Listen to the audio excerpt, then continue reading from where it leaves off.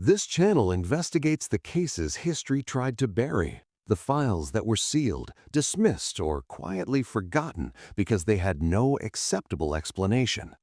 Before we reveal what happened in Boston, hit subscribe. We release one deep investigation every week. Next week, we're going to a case from Kentucky, 1882, and what a family of 7 kept hidden in their cellar for 30 years. That investigation is already complete. The only question is whether you'll be here when we open it. Drop a comment right now. What state are you from? Because what happened in Massachusetts in 1869 began with a single question and ended with a man of science questioning everything he had ever believed. Between 1873 and 1876, a Boston physician named Dr. James Hartley conducted 340 documented examinations of a single subject. The subject was a girl named Sophia Wells.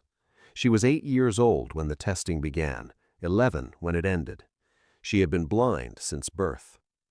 Of those 340 examinations, Hartley recorded 331 physical descriptions given by Sophia, descriptions of his colleagues, his patients, strangers brought in specifically because she had never encountered them before. He cataloged every detail she offered: height, build, coloring, distinguishing marks, old injuries, scars, and features that had never been spoken aloud in her presence. He then verified each description against the subject. Of 331 documented descriptions, 322 were confirmed accurate in every particular detail. That is a 97.3% accuracy rate. For 3 years, James Hartley, a Harvard-educated physician with 20 years of clinical practice, a man who had built his career on observable, measurable, repeatable evidence, could not explain what he was witnessing. He published his research in 1879. The medical community dismissed it without formal review.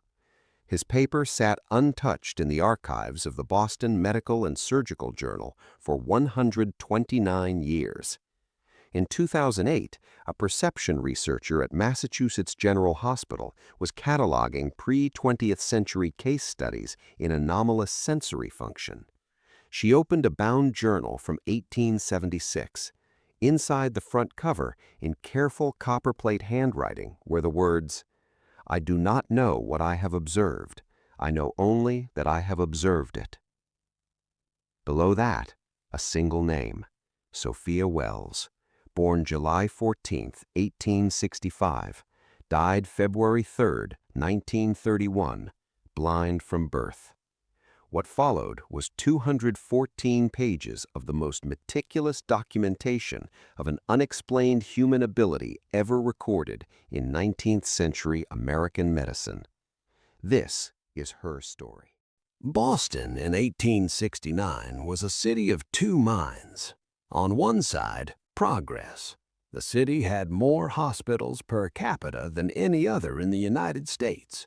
Harvard Medical School was training a new generation of physicians who believed that science, rigorous, documented empirical science, could explain everything the old world had attributed to providence or superstition.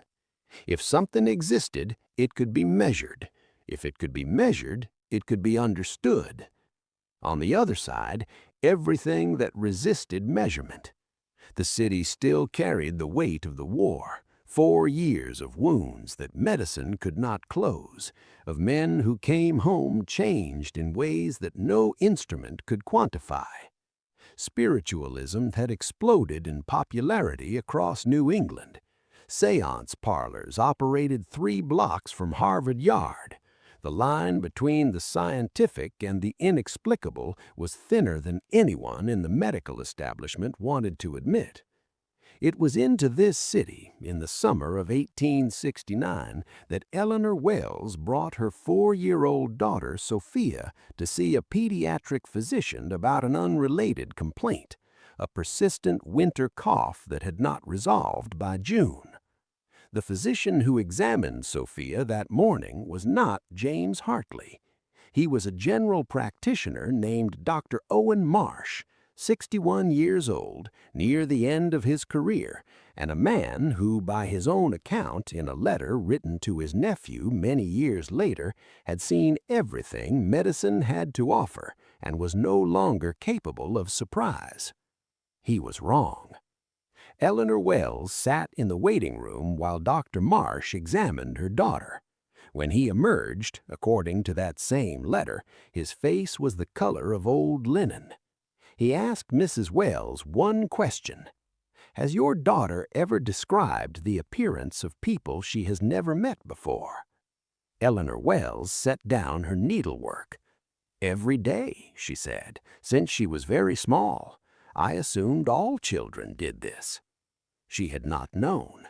In the quiet ordinariness of raising a blind child, in the daily management of a life built around absence of sight, Eleanor Wells had simply absorbed her daughter's observations as one more feature of a child who was different in many ways. Sophia described the kitchen window, the exact crack in the upper right pane, without ever having seen it. She described the color of her mother's hair as dark red-brown with gray starting at the left temple. She described the minister's lame hand before she had been told he had one. Eleanor had not thought to report this. It had not occurred to her that it was something to report. Dr. Marsh wrote to Dr. Hartley that same afternoon. The letter, recovered with Hartley's papers in 1992, reads in part, "I have this morning examined a child who presents with a capacity I cannot account for by any mechanism available to current medical understanding. I would not write to you about this if I were not absolutely certain of what I observed.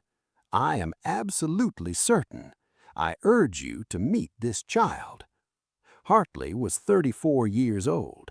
He had been practicing for 6 years. He specialized in neurological and sensory disorders, blindness, deafness, conditions of anomalous perception. He received Marsh's letter on a Tuesday morning. By Thursday, he had arranged a meeting with Eleanor Wells. He would later write that he agreed to the meeting primarily to reassure an elderly colleague that what he had observed was a coincidence or a misunderstanding. He was not reassured. She was 4 years old when James Hartley first met her. He described her in his initial case notes with the careful detachment of a man determined to record rather than interpret. Small for her age, hair dark, almost black, eyes open, directed generally forward, no tracking movement, no light response, posture alert, expression attentive. When spoken to, turns face directly toward speaker with a precision that suggests acute auditory orientation. Then, almost as an afterthought, a single additional line: "She is an unusually still child." This detail, which Hartley apparently thought minor, would come to mean something different to him over the following 3 years. Sophia Wells was not still in the way of quiet children, not the stillness of shyness or fear or boredom. She was still in the way of someone listening to something that no one else could hear. When a new person entered a room, she would pause whatever she was doing. Her head would tilt very slightly, and then, after a moment, she would resume, and eventually she would speak. Hartley's first formal test of her ability was not planned. It happened spontaneously during his second visit to the Wells household, when a colleague of his, a Dr. Franklin Webb, who had never met the family, accompanied him out of professional curiosity. Sophia was sitting at the kitchen table when the two men entered. She turned her head toward Webb. She was quiet for a moment. Then she said, "You hurt your left hand a long time ago. The little finger doesn't work right." Webb looked at Hartley. Webb's left hand had been injured in a farming accident at age 9. The smallest finger had been partially crushed and had never healed to full mobility. He kept it habitually curled slightly inward, a habit so old that most people who knew him well had stopped noticing it. He wore no brace. He had never mentioned the injury in the Wells household. He had never met this child. Sophia turned back to her cup of milk. She said nothing further. Hartley wrote that evening, "I cannot explain this. I am not yet prepared to state that it requires explanation. I will observe further." He observed for 3 more years. What he found did not get simpler. The formal testing period began in the spring of 1873, when Sophia was 7 years old. Hartley had spent the intervening years in informal observation, visiting the Wells household regularly, noting Sophia's spontaneous descriptions, cross-referencing them with the individuals described. He had accumulated enough informal evidence by 1873 that he was no longer willing to call it coincidence. He proposed a structured study to Eleanor Wells. She agreed immediately.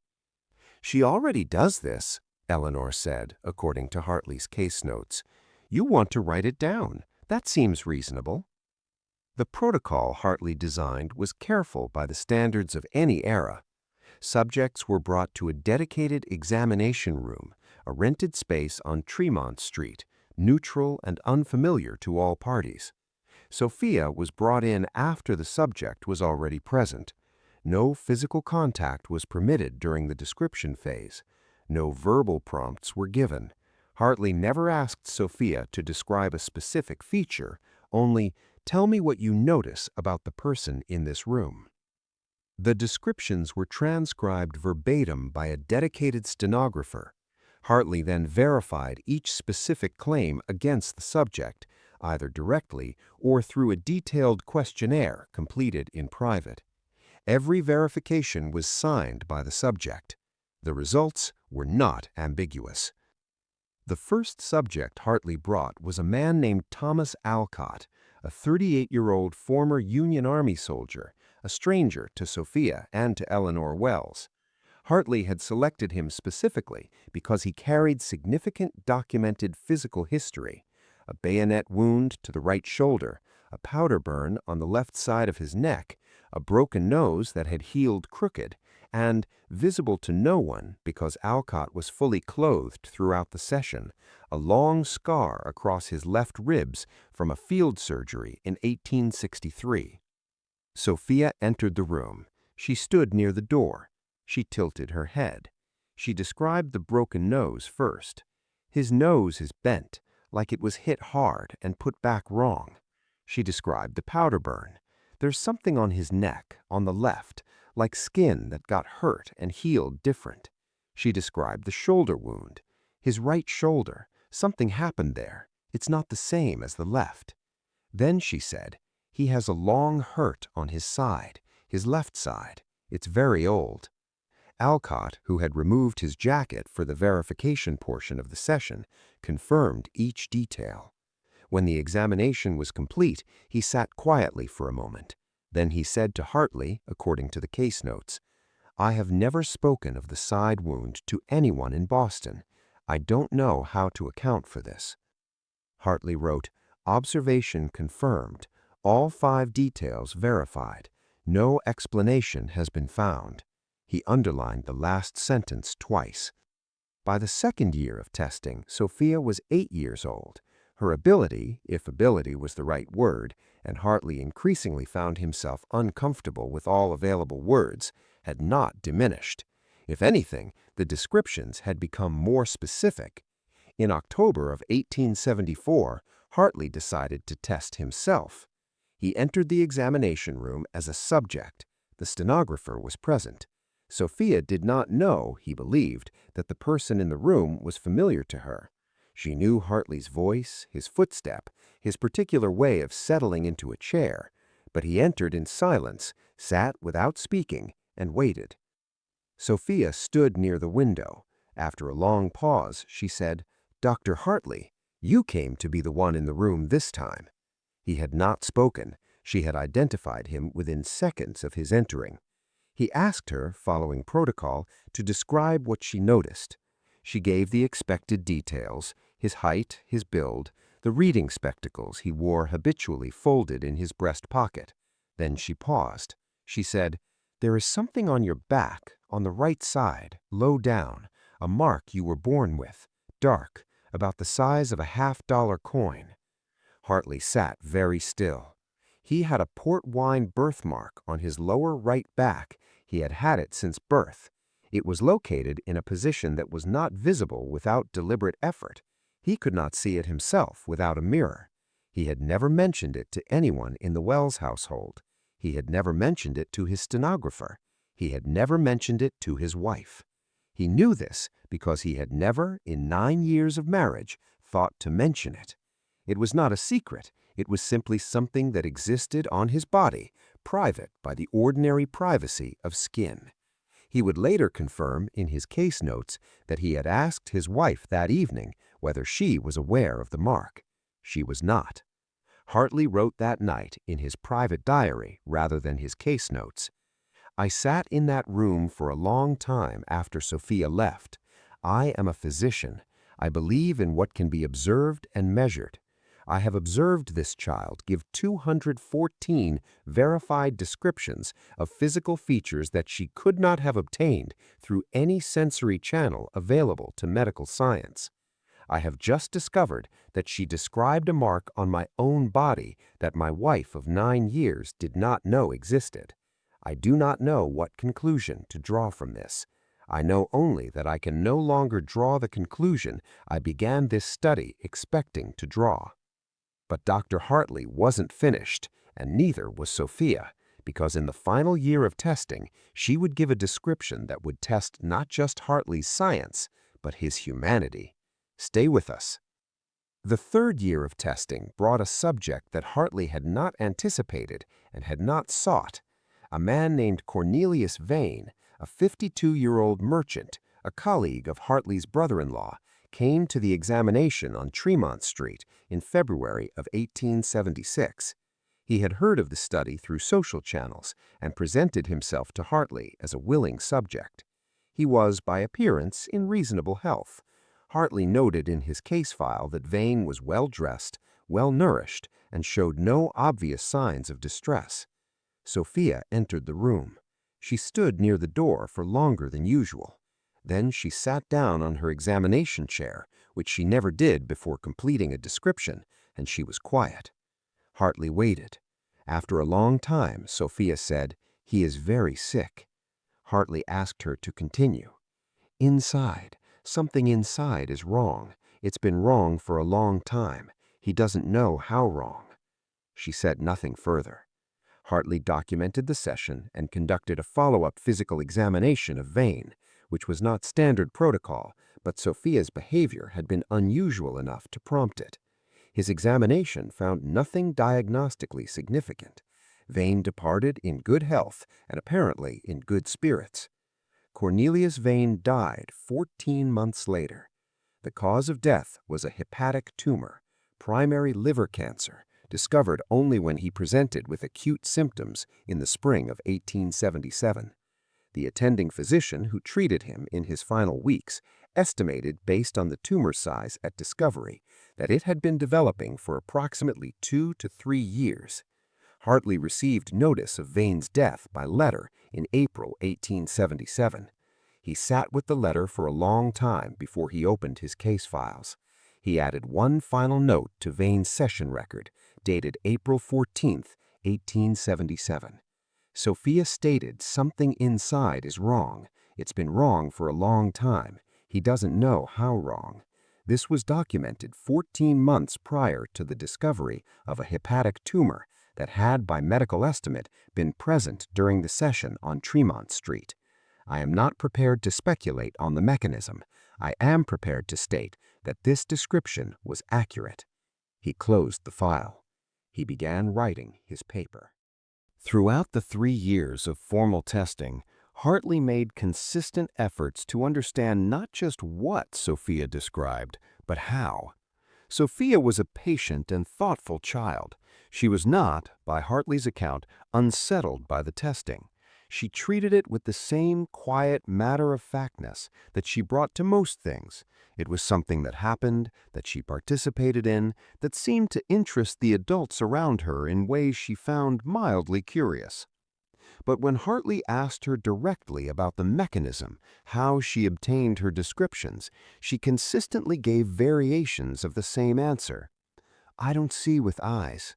I just know, like knowing your own name." He pressed her gently across many sessions. He asked whether she heard anything, felt anything, smelled anything. He asked whether the knowledge came all at once or gradually. He asked whether it was different with people she knew versus strangers. Her answers were consistent. It was not auditory, it was not tactile.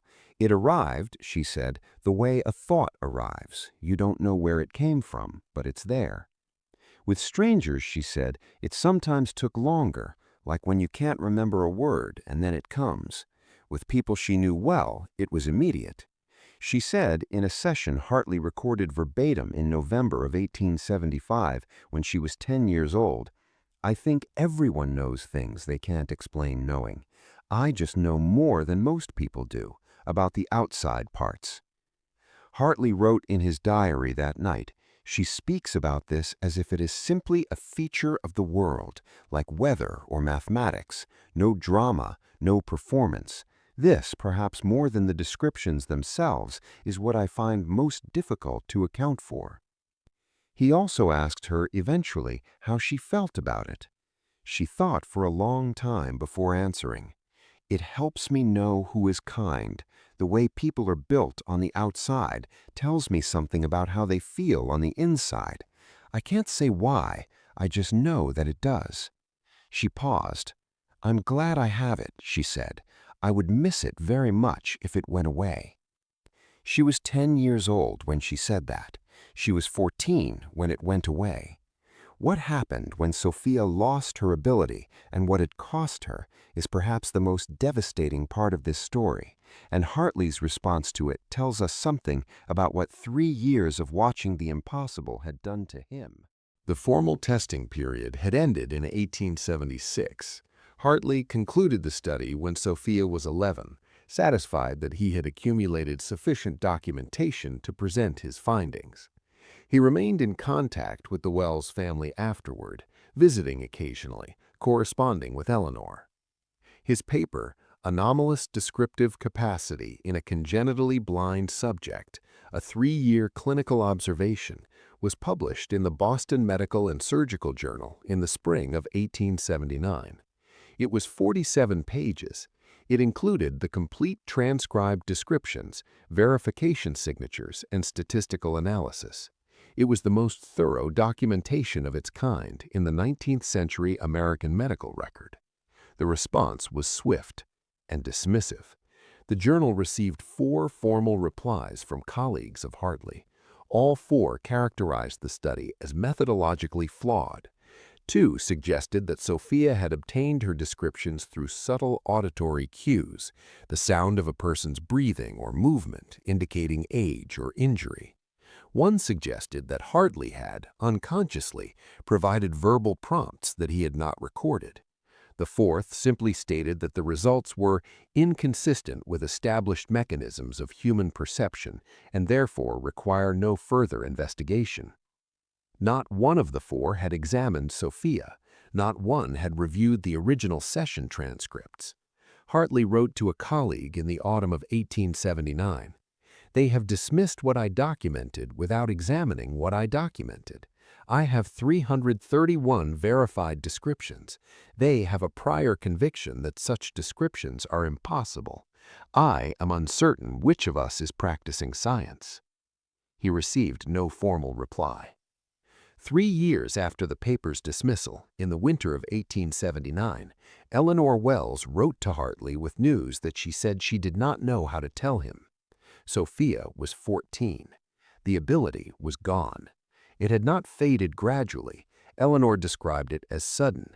She woke one morning and she said, "Something has changed. It's gone. I can't feel anyone anymore." There was no physical change, no illness, no precipitating event that anyone could identify. Sophia was in good health. She had simply woken without what she had always had. Hartley came to the Wells household within the week. He found Sophia sitting by the window, the same window she had always sat near, the one whose cracked upper right pane she had described when she was very small. She was 14 years old. She held her hands in her lap with a stillness that was different from the alert stillness he had always known in her. This was the stillness of someone listening for something that was no longer there. He asked her how she was. She said, "I didn't realize how much I depended on it until it was gone. I thought it was just something I had. I didn't understand that it was part of how I knew the world." She was quiet for a moment. "Everything is darker now," she said. "Not because I can't see, I never could see, but because I can't know, the way I could before." Hartley sat with her for a long time. He did not write a clinical note about this visit. What he wrote was in his diary that evening, and it was not clinical at all. "I sat today with a 14-year-old girl who has lost the most extraordinary thing I have ever witnessed in a human being. She spoke with a grief that I recognized, the grief of something irreplaceable, gone without ceremony. I could offer her nothing. I have no mechanism to explain what she had. I have no mechanism to explain its absence. I am a physician. I am supposed to help people. Today, I was simply a man sitting with a child in the dark, and the only honest thing I could tell her was that what she had lost was real, and that I had seen it and documented it, and that it would not be forgotten." She said, "Thank you, Dr. Hartley. That helps more than you might think." James Hartley continued his medical practice for 22 more years after the study's dismissal. He was a successful clinician.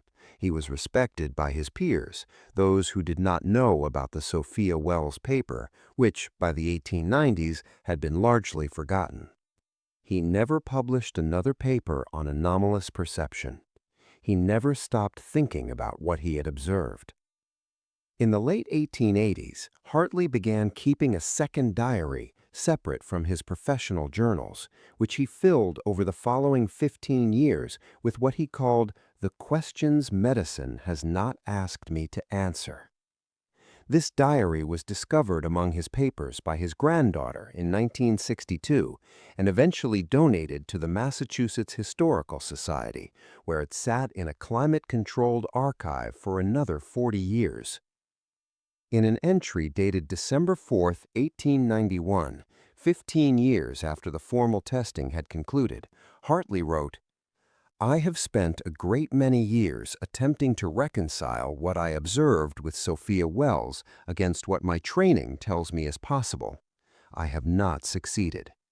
I have tried the hypothesis of unconscious auditory cueing and rejected it because the scar on Alcott's ribs produced no sound, no movement, no atmospheric signature of any kind. I have tried the hypothesis of cold reading, the technique of drawing out information through subtle questioning, and rejected it because I transcribed every word spoken in 331 sessions and the subject provided information without prompting. I have tried the hypothesis of fraud, Eleanor Wells providing her daughter with information beforehand, and rejected it because I brought strangers known only to me and verified their descriptions in private. What remains when every explanation is eliminated is the observation itself. A child who had never seen a face could describe yours. I do not know how. I know that she did. And I know that the failure of my profession to examine this carefully is not a scientific conclusion. It is a failure of nerve. We tell ourselves that we go where the evidence leads. In this case, I went where the evidence led. I was the only one willing to follow." His final diary entry on the subject of Sophia Wells was dated March 12, 1903. He was 67 years old, and he would die 2 years later. It read, "She was a child who knew the world in a way the world could not account for. She lost it, and she carried that loss with dignity for the rest of her life. What she had, for those years, in that room on Tremont Street was real. I saw it. It was real. Whatever I have failed to prove, that I know." 105 years later, a researcher in Boston would open a box and find Hartley's journals. and what she did next would change the way we think about human perception. Stay with us. In 2008, a perception researcher named Dr. Catherine Malone at Massachusetts General Hospital was conducting a literature review for a paper on non-visual perceptual processing in congenitally blind subjects. She was looking for historical case studies, the kind of early informal documentation that sometimes preceded formal scientific inquiry by decades.